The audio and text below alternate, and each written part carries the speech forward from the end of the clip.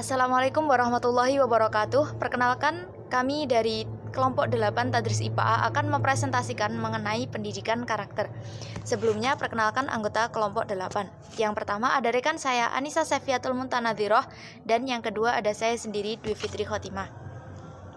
Nah, pada presentasi kali ini kami akan membahas 4 subbab, yaitu pertama, pengertian pendidikan karakter, 2, nilai-nilai dalam pendidikan karakter, strategi penerapan pendidikan karakter, dan yang terakhir adalah pendidikan karakter dalam masyarakat. Nah, yang pertama adalah pengertian pendidikan karakter. Pendidikan bukan merupakan suatu hal yang asing dalam pendengaran kita, karena pendidikan merupakan suatu kebutuhan bagi setiap manusia. Dengan pendidikan, manusia akan mengetahui apa, siapa, di mana, bagaimana, dan mengapa yang tentunya sangat dibutuhkan dalam menjalani segala hal dalam kehidupan ini. Yang pertama, pengertian pendidikan. Pendidikan merupakan proses pengubahan sikap dan tata laku seseorang atau kelompok orang dalam usaha mendewasakan manusia melalui upaya pengajaran dan pelatihan, proses, cara, serta perbuatan mendidik. Yang kedua, ada karakter. Karakter merupakan kualitas sifat atau ciri atribut serta kemampuan khas yang dimiliki individu yang membedakan dengan pribadi yang lain. Sedangkan pendidikan karakter itu sendiri adalah usaha menanamkan kebiasaan yang baik sehingga peserta didik dapat bersikap serta bertindak berdasarkan nilai-nilai yang telah menjadi kepribadiannya. Pendidikan sepanjang sejarah memiliki 2 tujuan, yaitu membantu manusia untuk menjadi cerdas atau pintar dan membantu mereka menjadi manusia yang baik. Menjadikan manusia cerdas ataupun pandai nampaknya bukan menjadi permasalahan yang sulit diatasi. Namun beda halnya dengan menjadikan manusia orang yang baik dan bijak. Oleh karena hal itu, bukanlah suatu hal yang asing apabila kita mendengar banyak terjadi problem moral.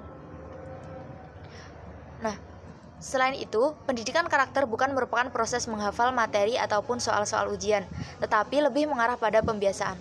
Pembiasaan untuk berbuat baik, berlaku jujur, dan lain sebagainya. Karakter harus dilatih dan dibiasakan secara terus-menerus agar mencapai bentuk dan kekuatan yang ideal.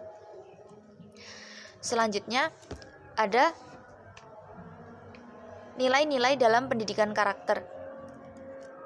Nilai-nilai dalam pendidikan karakter ini dirancang dalam rangka memperkuat pelaksanaan pendidikan karakter yang berdasarkan atau bersumber dari agama, Pancasila, budaya, dan tujuan pendidikan nasional.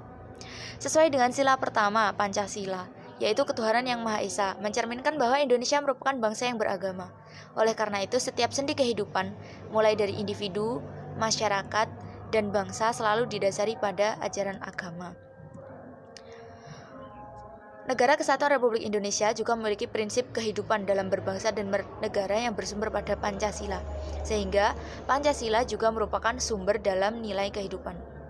Posisi budaya juga merupakan suatu hal yang tidak bisa diabaikan, apalagi dianggap remeh.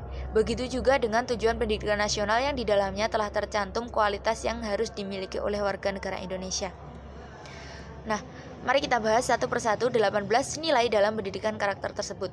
Yang pertama, yaitu religius, yaitu sikap dan perilaku taat dan patuh dalam melaksanakan perintah serta ajaran agama yang dianut, bertoleransi terhadap agama lain dengan hidup rukun antar rakyat beragama.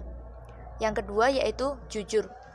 Jujur merupakan sikap dan perilaku yang berusaha menjadikan dirinya sebagai orang yang dapat dipercaya, baik dalam perkataan, perbuatan, ataupun pekerjaan. Yang ketiga yaitu toleransi. Sikap dan perilaku menghargai antar perbedaan, baik perbedaan agama, suku, budaya, etnis, pendapat, dan lain sebagainya. Selanjutnya ada disiplin. Tindakan yang menunjukkan perilaku patuh dan tertib dalam segala bentuk peraturan dan ketentuan. Selanjutnya nomor 5 adalah kerja keras, yaitu sikap dan perilaku yang menunjukkan upaya yang sungguh-sungguh dalam mengatasi berbagai permasalahan dan tujuan yang ingin dicapai dengan sebaik-baiknya. Selanjutnya nomor 6 adalah kreatif, berpikir dan bertindak untuk menghasilkan sebuah inovasi baru dari suatu hal yang telah dimiliki. Selanjutnya nomor 7. Nomor 7 adalah mandiri, yaitu sikap dan perilaku yang bergantung pada diri sendiri dalam menyelesaikan tugas-tugas yang diemban oleh dirinya. Selanjutnya nomor 8 adalah demokratis, yaitu bagaimana seseorang berpikir, bersikap, juga bertindak yang menilai dirinya sama dengan orang lain dalam hak ataupun kewajiban. Nomor 9, yaitu rasa ingin tahu, yang merupakan sikap dan tindakan yang selalu berupaya mengetahui lebih mendalam dan meluas dari sesuatu yang dipelajari, dilihat, juga didengar. Yang nomor 10 adalah semangat kebangsaan, yaitu berpikir serta bertindak bahwa kepentingan pribadi dan kelompoknya tidak lebih tinggi dari kepentingan bangsanya. Nomor 11 yaitu cinta tanah air, yang menunjukkan sikap dan perbuatan setia, peduli, dan menghargai bangsanya dengan sepenuh hati. Juga menghargai bahasa, lingkungan fisik, sosial, budaya, dan politik bangsa. Nomor 12 yaitu menghargai prestasi. Sikap dan perilaku yang mendorong diri sendiri untuk menghasilkan atau menciptakan sesuatu yang berguna bagi masyarakat dan juga menghormati keberhasilan orang lain. Yang selanjutnya, nomor 13. Nomor 13 ada bersahabat dan komunikatif, yaitu perilaku yang menunjukkan senang bergaul, senang berbicara, dan juga senang bekerja bersama dengan orang lain. Selanjutnya, cinta damai, yaitu sikap dan perilaku yang membuat orang lain merasa aman dan nyaman berada atau atas kehadiran dirinya. Nomor 15 yaitu gemar membaca, membiasakan untuk menyediakan waktu luang untuk membaca berbagai bacaan yang akan menambah wawasannya. Nomor 16 yaitu peduli lingkungan, sikap dan perilaku yang berupaya mencegah kerusakan pada lingkungan alam dan juga berupaya memperbaiki lingkungan yang telah mengalami kerusakan, baik yang berada di sekitarnya ataupun dimanapun ia berada. Yang ke-17 yaitu peduli sosial, yaitu sikap dan perilaku ingin membantu orang lain dan juga masyarakat yang membutuhkan. Selanjutnya, atau yang terakhir, nomor 18 yaitu tanggung jawab dan perilaku untuk melaksanakan tugas dan juga kewajiban yang diampu, baik terhadap diri sendiri, masyarakat, lingkungan yang berupa alam, sosial maupun budaya, negara, serta kepada Tuhan Yang Maha Esa. Demikian 2 poin yang saya sampaikan. 2 poin selanjutnya akan disampaikan oleh rekan saya, Anissa Sefiatul Muntanadhiroh. Assalamualaikum warahmatullahi wabarakatuh. Perkenalkan, nama saya Anissa Sefiatul Muntanadhiroh dari kelas IPA A. Di sini saya akan melanjutkan presentasi dari teman saya Dwi Fitri mengenai strategi penerapan pendidikan karakter dan pendidikan karakter dalam masyarakat. Pada poin ketiga tentang strategi penerapan pendidikan karakter, terdapat tahapan pembentukan karakter dan strateginya. Tahapan pembentukan karakter ini dibagi menjadi 3, yaitu moral knowing, pengetahuan yang baik, 2, moral feeling, perasaan yang baik, dan yang ketiga, moral action, perilaku yang baik. Pertama, moral knowing atau pengetahuan yang baik, yaitu memahamkan pada anak tentang arti kebaikan, seperti apa berbuat baik itu, lalu mengapa harus berbuat baik dan apa manfaat dari berbuat baik. Kedua, moral feeling, perasaan yang baik, yaitu membangun atau menanamkan kecintaan berperilaku baik pada anak. 3, moral action, perilaku yang baik, merupakan penggabungan antara pengetahuan yang baik dan perasaan yang baik, kemudian diwujudkan dengan perbuatan nyata. 3 tahap pembentukan karakter ini sangat diperlukan sebab anak atau siswa masih suka meniru, jadi mereka belum mengetahui mana yang baik dan buruknya. Kemudian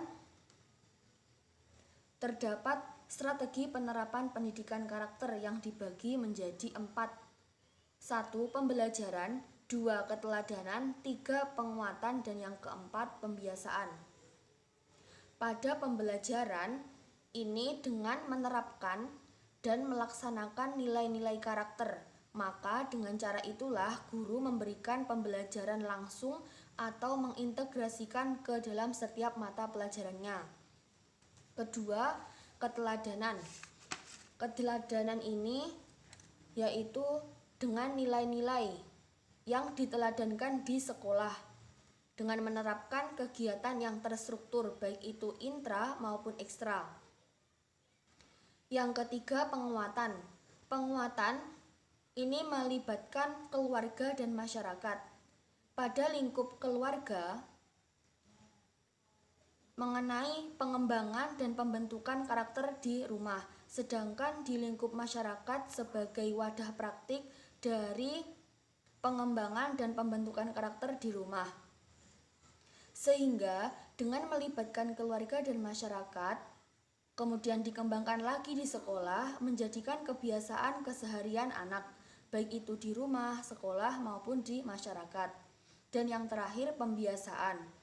Pada pembiasaan ini dilakukan di sekolah, sehingga menjadi salah satu langkah strategis dalam membentuk karakter siswa.